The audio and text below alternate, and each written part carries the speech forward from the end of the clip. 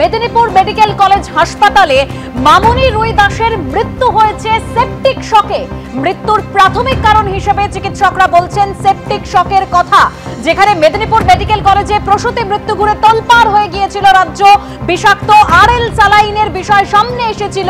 আর ইতিমধ্যেই মৃত্যুর যে কারণ তাতে প্রাথমিকভাবে মনে করা হচ্ছে, অর্থাৎ চিকিৎসকরা বলছেন মেদিনীপুর মেডিকেলে মামনি রুই দাসের যে মৃত্যু হয়েছে সেপটিক শকে মৃত্যু হয়েছে বলেই চিকিৎসকরা বলছেন। আরো বিস্তারিত জানবো, সরাসরি চলে যাব নিউজ রুম থেকে। আমাদের প্রতিনিধি অতনু হালদার রয়েছেন। অতনু, দেখো, তুমি জানো যে এই আরএল স্যালাইন এবং অক্সিটোসিন এই দেওয়ার পরে যে 5 জন প্রসূতি মেদিনীপুর হাসপাতালে বৃহস্পতিবার অসুস্থ হয়ে পড়েছিলেন, এই 5 জন প্রসূতিরই অপারেশন হয়েছিল বুধবার রাতে। তারপর বৃহস্পতিবার তারা অসুস্থ হয়ে পড়েন। বৃহস্পতিবার রাতেই মামনি রুই দাসের মৃত্যু হয় এবং শুক্রবার দিন সেই খবর ছড়িয়ে পড়ার পর তুমি জানো যে এই আরএল স্যালাইন সেটা কতটা নিম্নমানের, সেটা কেন প্রোডাকশন বন্ধ করে দেওয়ার নির্দেশ দেওয়ার পরেও হাসপাতালে ব্যবহার হচ্ছে তা নিয়ে প্রশ্ন উঠে যায়। এবং একই সঙ্গে এই প্রশ্ন উঠে যায় যে অক্সিটোসিনের অতিরিক্ত ডোজ কেন দিতে হয়েছিল, তাহলে কি অক্সিটোসিনও নিম্নমানের ছিল এবং নিম্নমানের হওয়ার জন্যই ওই অক্সিটোসিনে কাজ হয়নি।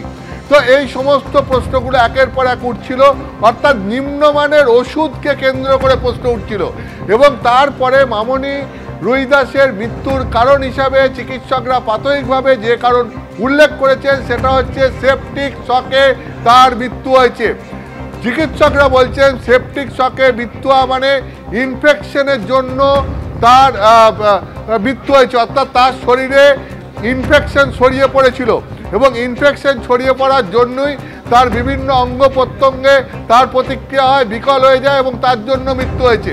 এখন প্রশ্ন হচ্ছে চিকিৎসকদের একটা অংশের যে এই ইনফেকশন কোত্থেকে হলো, তাহলে কি এই ইনফেকশন ওই নিম্নমানের ওষুধ থেকে হলো, ওই আরএল স্যালাইন থেকে হলো, ওই অক্সিটোসিন যেটা নিম্নমানের ছিল বলে সন্দেহ করা হচ্ছে তার থেকে হলো, অর্থাৎ নিম্নমানের ওষুধের কারণেই কি মামনি রুই দাসের শরীরে ইনফেকশন ছড়িয়ে পড়েছিল, তার কারণেই তাই মৃত্যু হলো।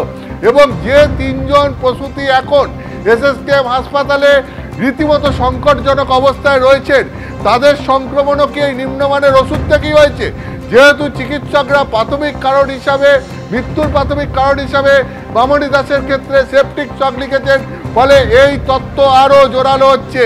সেখানেই এই প্রশ্ন উঠে আসছে যে সিআইডি তদন্ত এবং স্বাস্থ্য দপ্তরের তৈরি করা কমিটির তদন্ত, তারা এখন কোন দিকে নজর দেবে?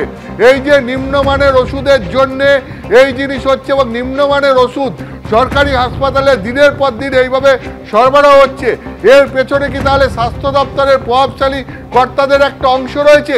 সিআইডি তদন্তের আওতায় কি সেই দিকটা আসবে, নাকি শুধুমাত্র জুনিয়র চিকিৎসক, সিনিয়র চিকিৎসক যারা এদের ট্রিটমেন্ট করেছিলেন, যদি তাদের ট্রিটমেন্ট ত্রুটিপূর্ণ হয়ে থাকে অবশ্যই তাদের শাস্তি হোক, এটা অনেকে বলছেন। কিন্তু চিকিৎসকদের একটা অংশ এটাও বলছেন যে শুধু এই দিকটাকেই তদন্তের আওতায় রেখে তদন্তের পরিসরকে ছোট করে কয়েকজনের ঘাড়ে দোষ চাপিয়ে দিয়ে তাহলে পরে যাদের একটা বড় অংশ, যেটা সিস্টেমের বড় অংশ এই নিম্নমানের ওষুধের সরবরাহের সঙ্গে যুক্ত রয়েছে বলে সন্দেহ করা হচ্ছে, তাদের দিকে তদন্ত অগ্রসর হবে তো?